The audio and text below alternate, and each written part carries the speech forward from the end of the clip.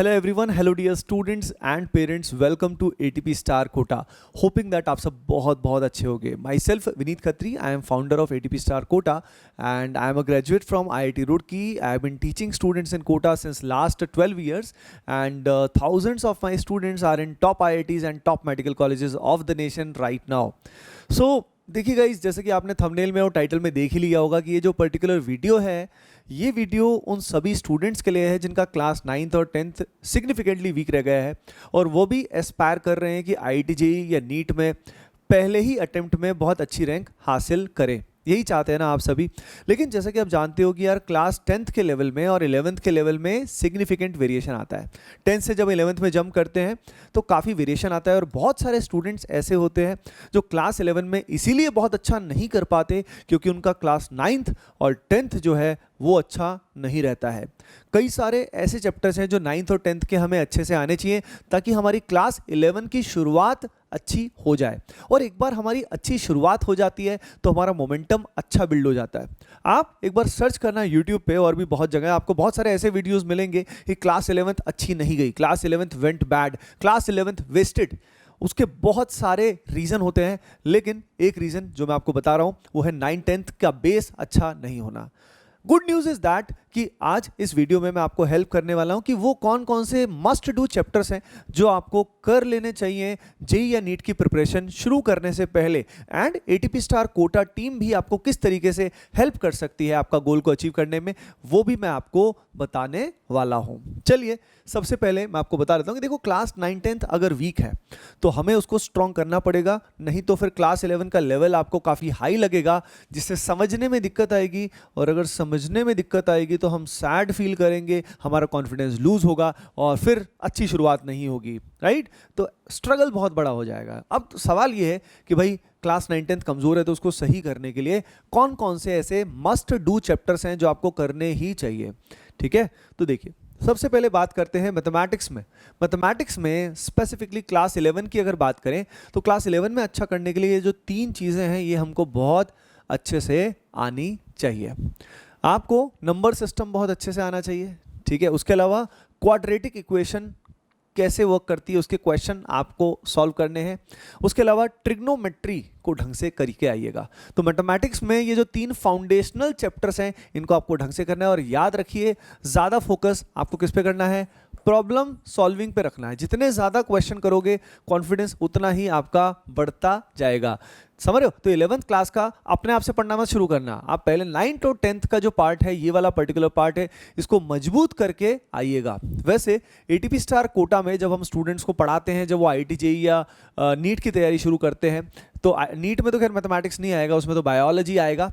पर नीट के लिए अगर जेईई के लिए बात करें तो हम मैथमेटिक्स में सबसे पहले ये जो पोर्शन है ये स्ट्रॉन्ग कराते हैं। स्टूडेंट को बिल्कुल बेस से हम लोग पढ़ाते हैं और बेस से उसको टॉप लेवल तक लेके जाते हैं। डिफिकल्टी लेवल ग्रेजुअली इंक्रीज करते हैं, सडनली इंक्रीज नहीं करते। बहुत जगह क्या होता है कि सडनली डिफिकल्टी लेवल काफ़ी इंक्रीज कर दिया जाता है जिस कारण क्लास 11 में काफ़ी प्रॉब्लम स्टूडेंट फेस करते हैं।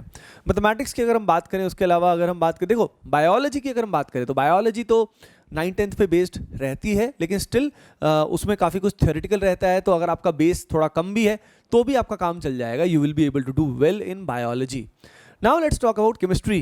देखिएगा इस केमिस्ट्री में शुरू में जो चैप्टर्स रहते हैं क्लास 11 में वो रहते हैं some basic concepts of chemistry, जिसमें हम स्टोइकियोमेट्री का यूज़ करते हैं। तो वहाँ पे जो मोल कंसेप्ट है उसका काफ़ी भारी एप्लीकेशन, काफ़ी मेन एप्लीकेशन रहता है। तो आपको मोल कंसेप्ट वाला जो पार्ट है वो बेसिक लेवल पे पता होना चाहिए। इलेक्ट्रॉन प्रोटॉन का कैलकुलेशन, न्यूट्रॉन का कैलकुलेशन, एटम के बारे में आपकी नॉलेज होनी चाहिए, ठीक है। क्योंकि शुरुआती चैप्टर से ही होते हैं, एटॉमिक स्ट्रक्चर होता है, पीरियोडिक प्रॉपर्टीज होता है, बॉन्डिंग होता है।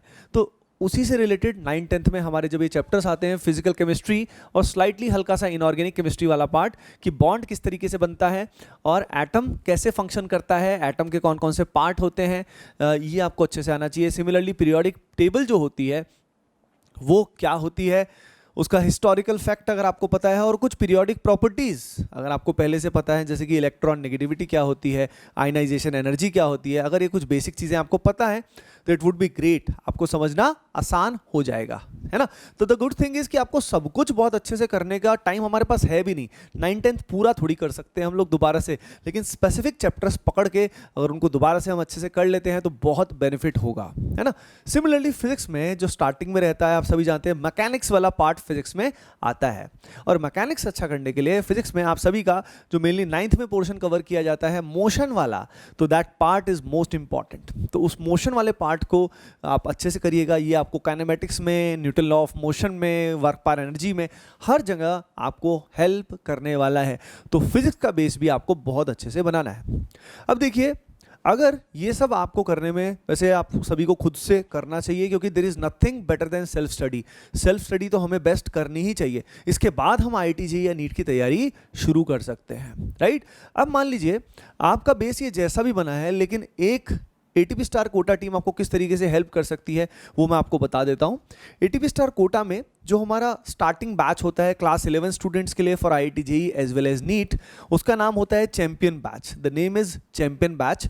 और चैंपियन बैच में हम बिल्कुल बेसिक से स्टूडेंट्स को पढ़ाते हैं, यानी सबसे पहले जो ये फाउंडेशनल चीज़ें हैं ये हम खुद से स्टूडेंट्स को कराते हैं। तो अगर बाय द वे कोई स्टूडेंट ऐसा है जिसका 9th-10th वीक है और वो खुद से ये सब नहीं करके आ पा रहा है, तो भी हम उसको यहाँ पे ATP स्टार कोटा में हम लोग उसको ये पार्ट पहले कराते हैं, ताकि उसका बेस स्ट्रांग होगा तो उस पर इमारत बहुत अच्छी होगी और हम पहले ही अटेम्प्ट में बहुत अच्छा स्कोर कर पाएंगे। ATP स्टार कोटा में हम डिफरेंट टाइप की जो टीचिंग मेथडोलॉजी है उसका यूज़ करते हैं, जिससे स्टूडेंट को बिल्कुल बेस से उठा के उसको टॉप लेवल तक लेकर जाते हैं।